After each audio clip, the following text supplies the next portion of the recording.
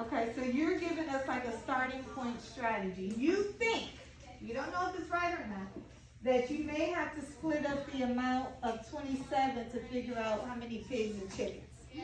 Okay, so that's a strategy that you think that you might want to share with the group and they may not, okay? Evelyn. You have to divide each one by 2 because then you know how many heads and how many legs, so then you put each the head and the legs together, so each chicken would have 2 legs and 1 head, so you would have to divide all of that, and then you would get, actually no, so there's actually 27 heads, so there's 27 chickens. So you think Because every chicken has 1 head. every chicken does have 1 head, but what else is on the farm? Oh yeah, pigs, so you gotta gotta- actually divide it by 2. You gotta figure out how many pigs there are too. The 78, you have to divide that by 2, and then after you have the groups, which should be equal to 1, then you gotta divide 1 by 4, you gotta divide the last bit into 4, which would give you how many pigs, and then divide the other half into 2, which would be the chickens, and then the same with the heads, you gotta divide them into 2, and then you divide it. There's 27 things in total, so divide them in half, and then Okay, I'm divide by 2, gonna and pause then you. you'll get it. Good. So, Evelyn gave us her thought process behind this problem. During this time, you can work as a group, and you're gonna work together to determine how many pigs and how many chickens are on this farm. Always go back to what you have available. There's 27 heads, and there's 78 heads. Okay? That part is important as you're figuring out the number of pigs and chickens. You may begin. Because pigs have 4 legs, and if it was all chickens, then it would only be 2 times the amount of legs. Yeah, either way, I'm gonna So the legs wouldn't have. That's what you need. well, I 27 heads.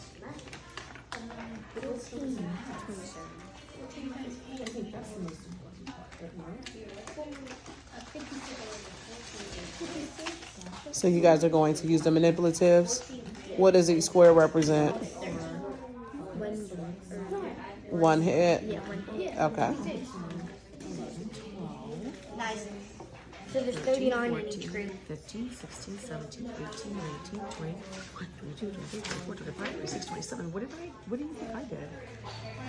So now let's go over here and see what they're doing in Spanish class. Negro, amarillo, verde, azul, marrón, anaranjado, morado, rojo, blanco. Then we have here rosa, gris. Are you ready for the song? For the colors? Let's see. Here you get to see the colors and some animals.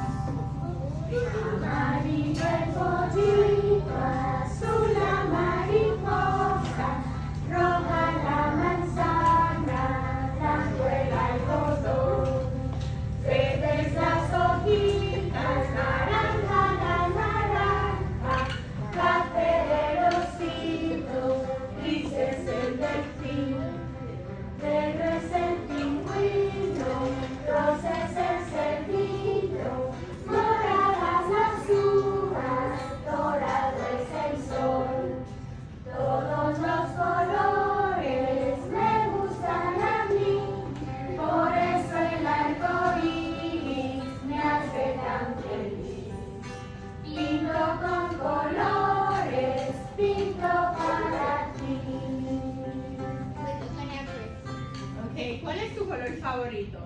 What's your favorite color? ¿Cuál es tu color favorito? I would like you to try to say it in Spanish, okay? En español, ¿qué color te gusta? Rojo, blanco, negro, azul. ¿Qué color te gusta? Azul, muy bien. ¿Qué color te gusta? Rojo, muy bien. ¿Qué color te gusta? Rojo. ¿Qué color te gusta?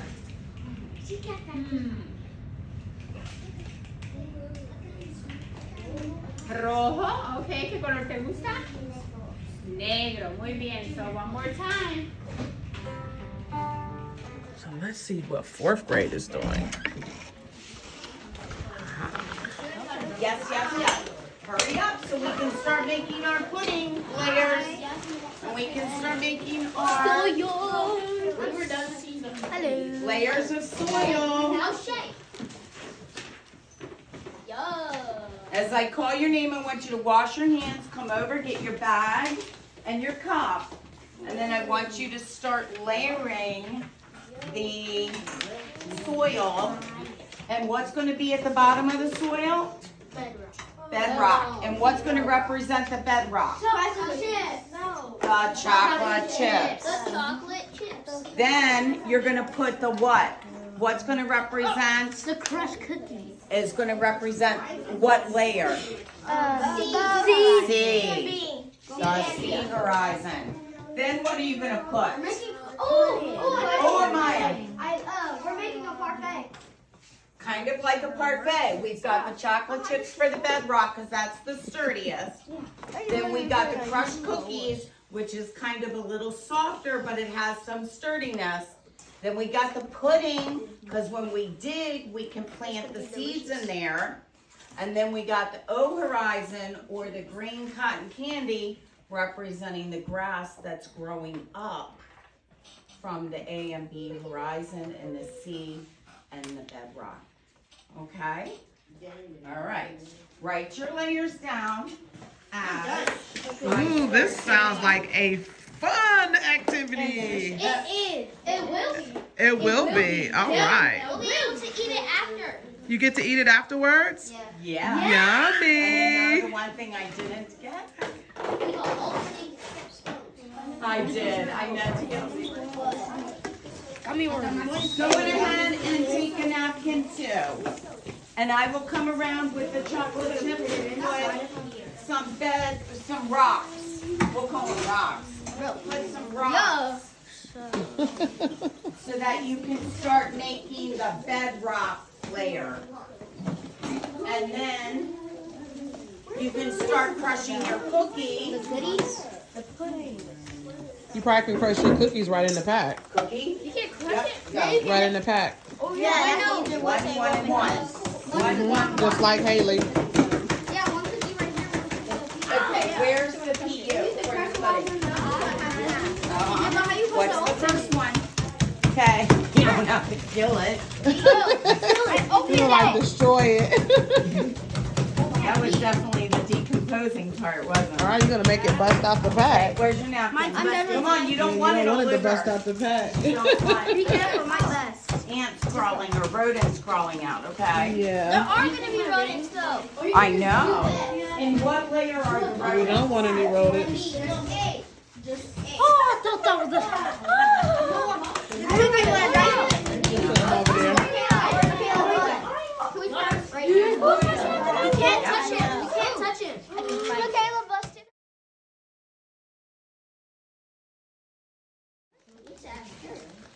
So pudding is for You know what, I'm gonna do this for fast for service. pudding is A and B, okay? Can't touch him. So do we crush the cookie and? Yeah, but don't kill the cookie as you crush. I did. I killed So we only do one after cookies. Look, Where, if you killed don't have any rocks? And then he put the Oreos in. they're Play-Doh. You take your other cookies. What? Chocolate chip. I need chocolate chip. I need chocolate chip. Well, guess what, Elijah? I'm calling them I Oreos. promise you, I don't got chocolate chip. This smells so good. Pudding, sugar craving. I'm already on the pudding there, guys.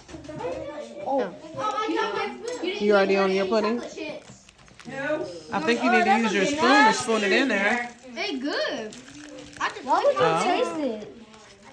We're supposed to eat them. At the end? Not really do it. Maybe. We're just testing. We're just doing a testing. But I need chocolate chip. Okay, who needed pudding? I need chocolate chip. Okay, I need to wash my hands I'm again. gonna get them first, okay, hon? She never got chocolate chips. I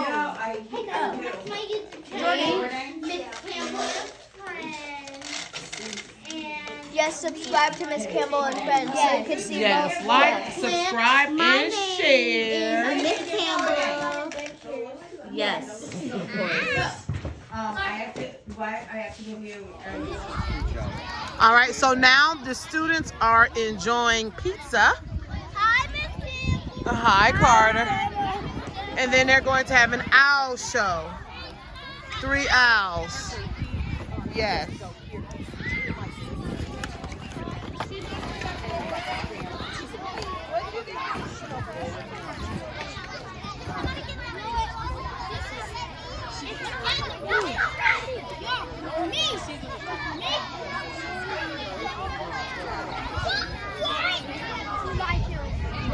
Can you guys move over to the grass area? Yes. Move over where it's grass. Yes, sweetheart. You want to get on camera? Say like, share, and subscribe. You gonna tell us? No? Okay. I don't know that channel. You don't know that?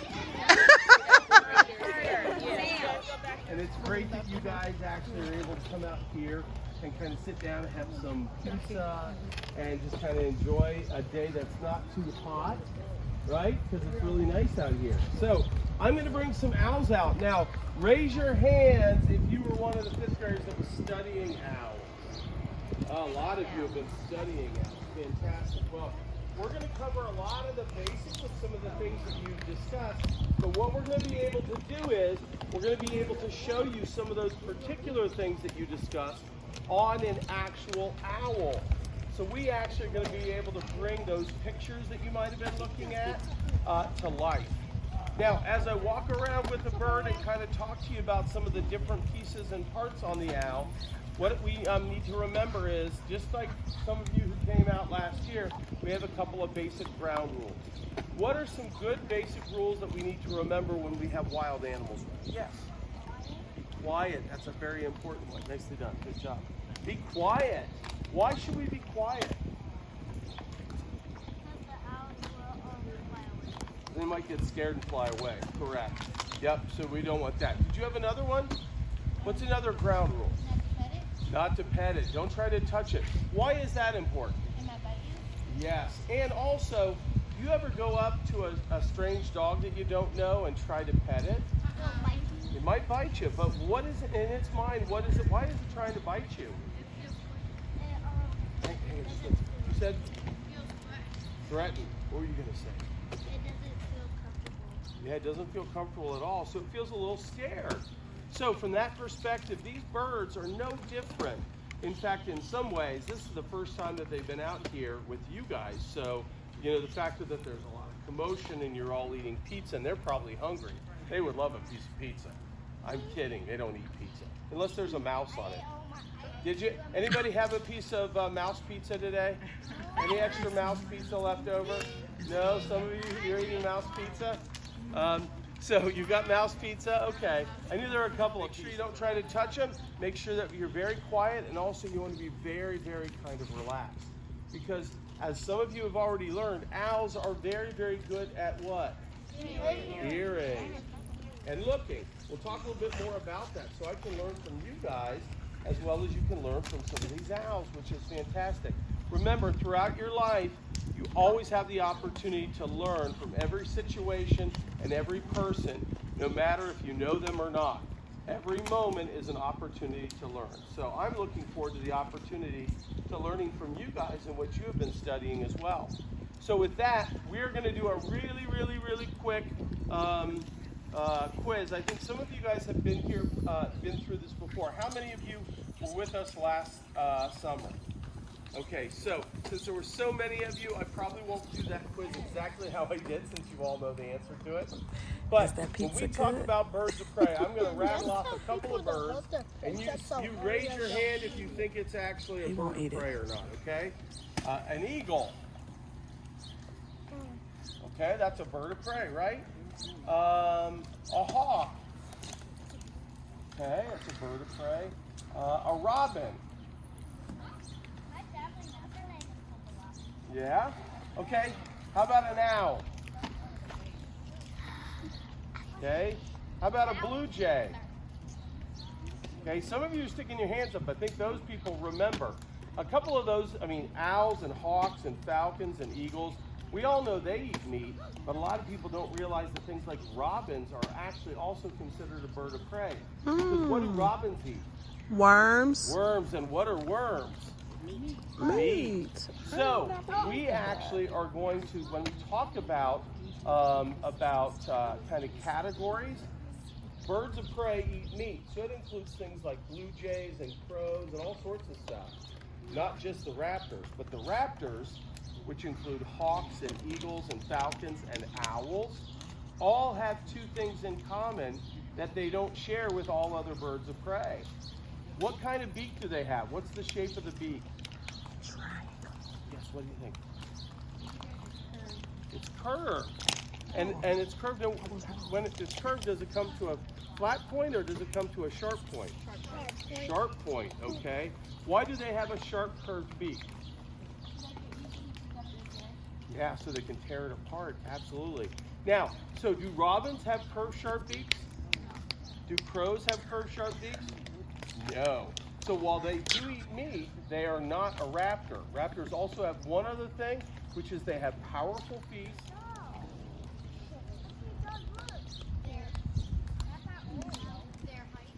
Their height? Sure. We're missing one key one though. What do you think?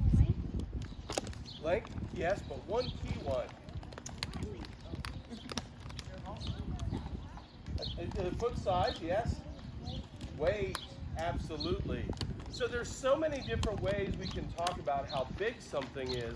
It's always important that when you're talking about things, remember to ask questions, because sometimes you find that you're talking about something with another person and you might be arguing about something, but you're arguing about different things.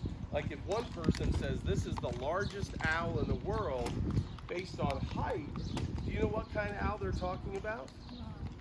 They're talking the great gray owl.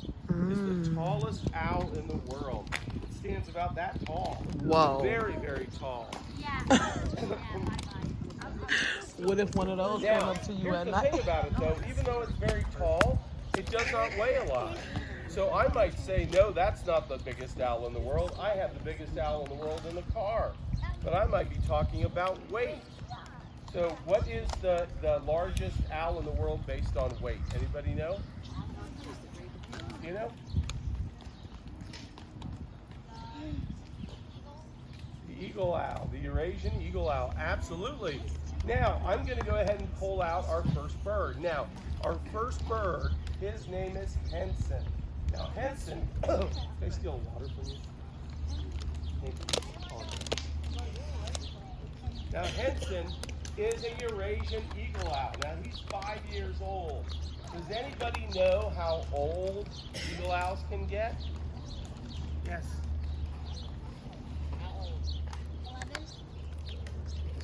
11? What is 11 times 5? 55. So eagle owls in the wild have been known to live to 55 years of age. Yep, in the wild they have been known to live up to 55 years of age. Now here's the important thing to remember. In the wild, the bigger you are, the more likely you are to live longer. So in birds, when we talk about birds such as a giant Eurasian eagle owl or a bald eagle, they can live from 45 to 55 years in the wild. If we're talking about a tiny little sharp chin or even a little kestrel, they basically are lucky if they'll live even 12 months to 14 months in the wild. Why do you think that is? Why do you think bigger survives longer? Let's go here, yes.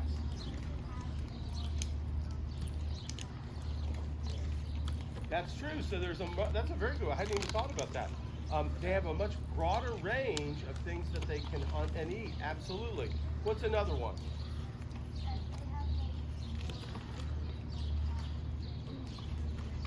Yep, so they can survive longer. I hadn't even thought about that. So if they're bigger, they have more weight, they might have some more fat, and they can survive longer. What's another one? Yes, so that's probably the biggest one of all, no pun intended. The idea is if you are bigger, there's a lot less things that want to eat you. So when we talk about the tiny little sharp-shinned hawk, when we talk about the tiny little North American kestrel, we're talking about raptors that get eaten by other raptors. So sharp-shins and kestrels get eaten by Cooper's hawks and red-tailed hawks all the time. All right, now I'm gonna go ahead and pull out Henson. Now Henson is a pretty big boy, but he gets kind of nervous. So just be real relaxed. Once I pull him out, we're gonna start talking about some of the things that you guys might have learned about eye color and Tytos. There's actually a book, a kid's book called The Guardians of Ga'Hoole. That's the movie! It's a better movie than it is books. It's like 3 books. Yeah, but it's not. It's so much better. It's got owls in it. Let's be clear. It's got owls in it. So Guardians of Ga'Hoole. I've been racking my Guardians of brain. Ga'Hoole, the barn owls or Titanidae are the bad guys, which is funny because they're very small, comparatively speaking. And then the big owls, which all the other owls in the world are called the typical owls. So the typical owls include the tiny little elf owl, all the way up to the mighty Eurasian eagle owl. So let me go ahead and pull Henson out, and I'll bring him right over. It's okay if I leave this here as a... You need to drink it.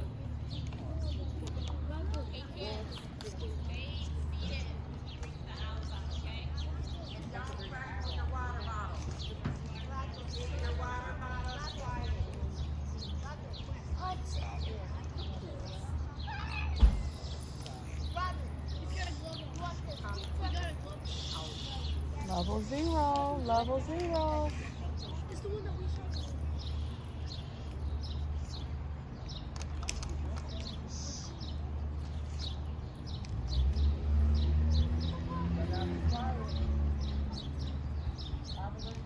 Pretty big guy. Now, what kind of owl does he look like that lives around here? Yes. Say it real loud for me.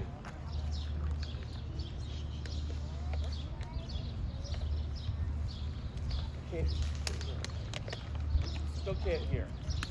Can somebody around her who might have a little louder voice yell out for that?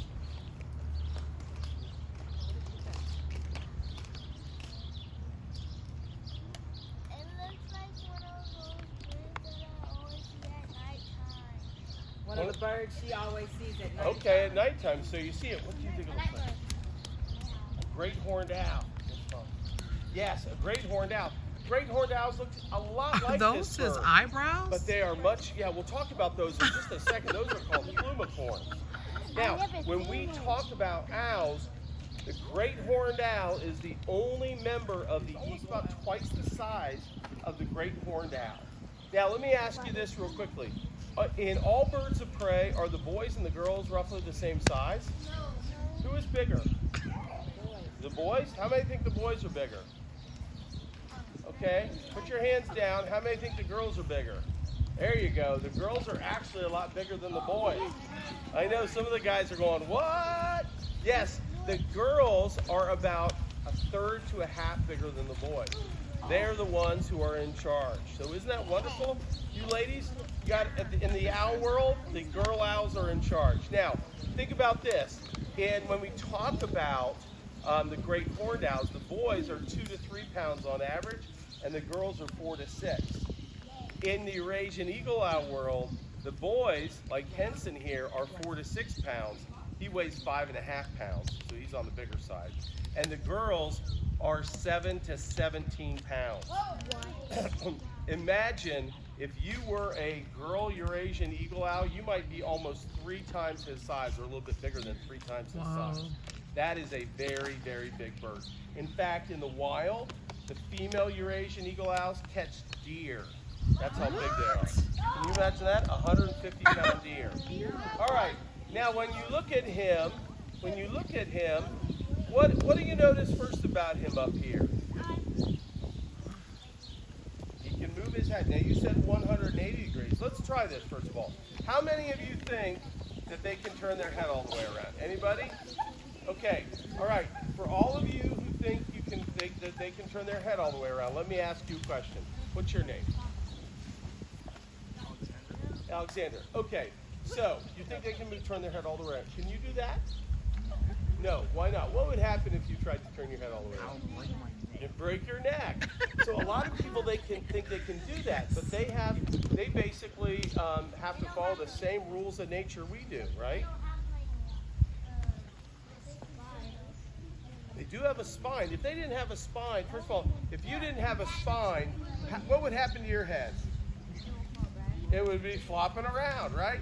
So they have a spine, but here's an important thing to understand. First of all, take your head, look straight ahead, turn it all the way to the left, turn it all the way to the right. How far can you turn your head? 180, right? 180. Because all the way around is 260, or is 360. So how far do you think he can turn his head? I know some of you learned that. 270. Fist bump from afar. Boom. Nice. 270 degrees. Now take your hand like this and put it right in the middle of the front right here, and then lift it up. And if you were now, you could turn your head all the way around and look out over your right shoulder. And you could do the same way, the other way, and look out over your left shoulder. Wow. Why is it they need to be able to do that? Let's hear from you. Yep. Because they can't move their eyes. Cannot move their eyes. Absolutely. Can you and I move our eyes? Yes, I can see. And I love how you did that. You were looking all the way up and around. You can't. But here's the thing is, you can see what we call peripheral vision. Does anybody know what peripheral vision is? Yes, what is it?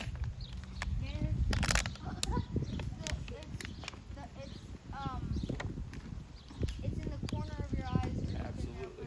So not without turning your head, if you're looking straight ahead, you can turn your eyes and see stuff all the way over here and all the way over here. They can't do that. So they have to be able to turn their head, because why is it important in the wild to have good vision to the sides? That way you don't get hurt by a predator. Yep. So do you think there's many other animals that can eat this bird as big as it is? What are some that could hurt this bird and eat it? Eagles? Snakes? So a lighter colored eye reflects light. Now what is there a lot less of in the middle of the night? What did I just say? Don't overthink it. What is there less of in the middle of the night? Light, absolutely. So if you are hunting in the middle of the night and there's very little light, you need to make sure you absorb all of it and use it to your best of your abilities. Because even though we think that owls can see in the middle of the night like it's like this, they can't. They are horribly, horribly, horribly farsighted. Did you study that? Yeah, farsighted. So do you guys know what farsighted means? For those of us who wear glasses, what does it mean? Actually, it's the opposite. Yeah, I always make that mistake too. And so if you're farsighted, you have a hard time seeing things up close. So watch this. See how long it's taken him to react? It took him like 2 seconds to react. He didn't realize something was right in front of his face. So they literally, even though they basically have the ability to see at night, they basically, if this bird was flying that way, it could make out the shape of the trees, but it probably couldn't make the shape of all the people out until it got closer.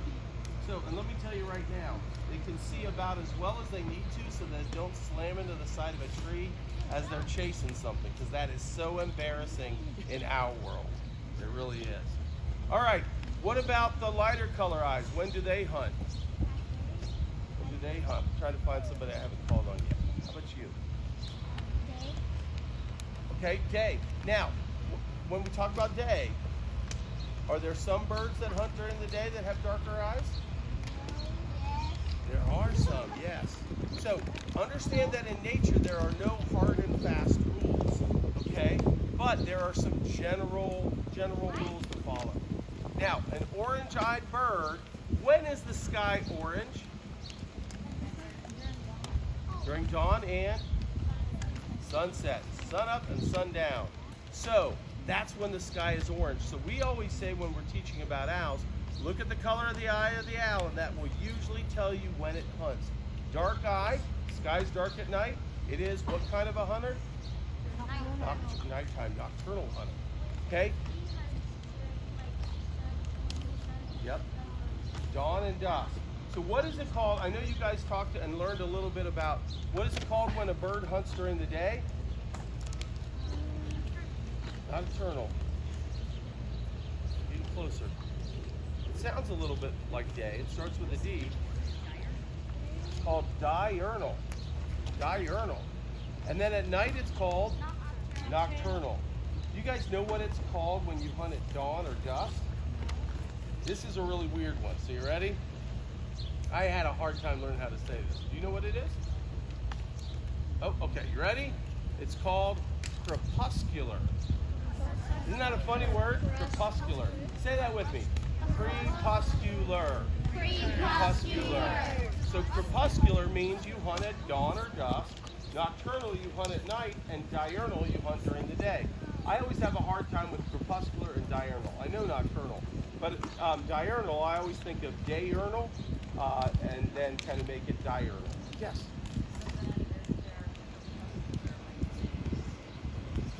So once again, it goes back to that hard and fast rule. So these guys will be awake during the day and dozing during the day.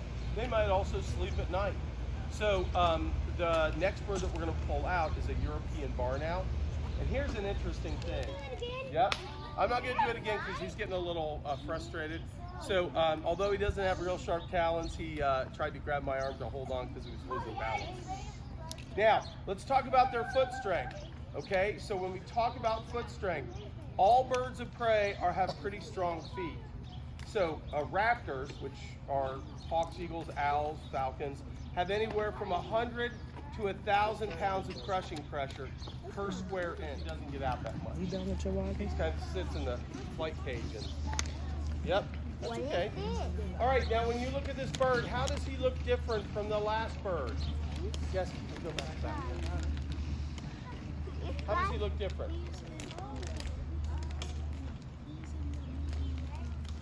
He's not gray, but he is a different color. It's a he, yes.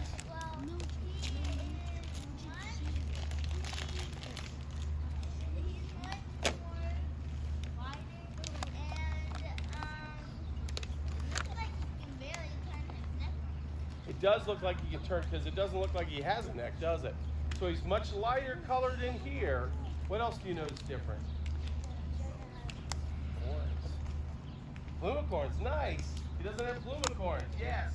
What else doesn't he have on his feet that the last bird had? Yes, back over here. Actually, it looks like but it's actually feathers. So the other bird, Henson, had feathers all the way down to his toes.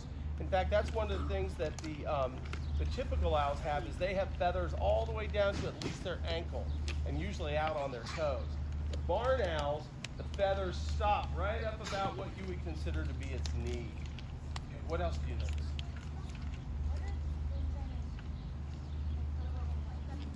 Are those little things in here or along here? Oh, those are just feathers. He's molting right now. So all birds will actually lose every single feather every year and replace them. And sometimes kids don't understand why. I always ask kids, let's say your mom washed your clothes every single day, but you wore the same exact clothes every single day to school.